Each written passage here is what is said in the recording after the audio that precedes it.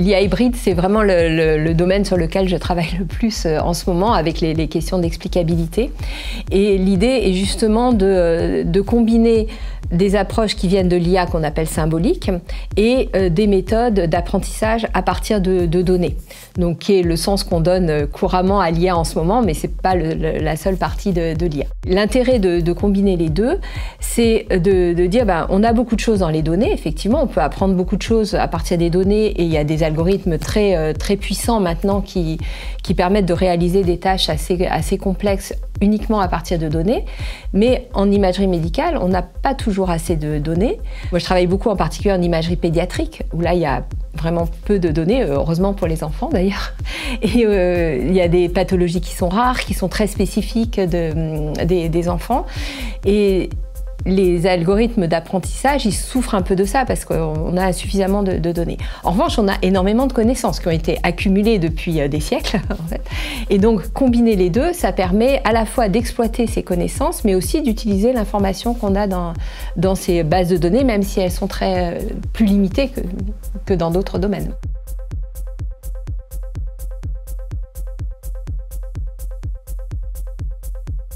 L'IA hybride, en fait, permet d'aller vers l'explicabilité dans le sens où on va maintenir un lien entre les connaissances, les données et les résultats.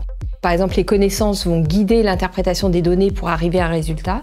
Inversement, on peut expliquer un résultat en regardant quelles ont été les connaissances qui ont été mobilisées pour l'obtenir et donc expliquer qu'on a ce résultat parce que on fait le lien avec tel ou tel aspect des connaissances qu'on avait et des données. Après, l'explicabilité, c'est un domaine très vaste. Il y a beaucoup de significations. Bon, déjà, c'est pas un domaine récent, contrairement à ce qu'on peut parfois entendre.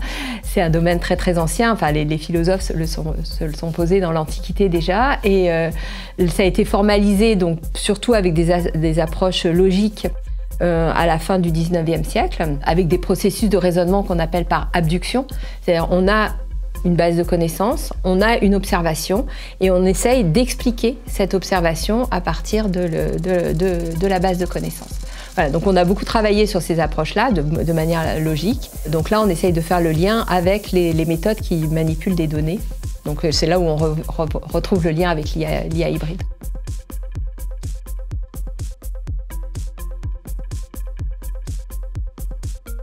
Une image médicale, c'est un volume de points avec une intensité, un niveau de gris. Et dans ce volume, on veut extraire des informations qui sont utiles pour les médecins. Une des tâches importantes, c'est ce qu'on appelle la segmentation, c'est-à-dire extraire une structure particulière qui va intéresser les médecins. Donc par exemple, on va s'intéresser à extraire les noyaux gris pour reprendre l'exemple de tout à l'heure. Ensuite, la reconnaissance, c'est être capable d'identifier quelle est cette structure qu'on a extraite. Donc lui attacher un nom en fait, le nom de l'organe, le nom de la pathologie, etc. Donc ça, c'est la partie reconnaissance. Et dans la plupart des méthodes qu'on développe, souvent on effectue la segmentation et la reconnaissance simultanément.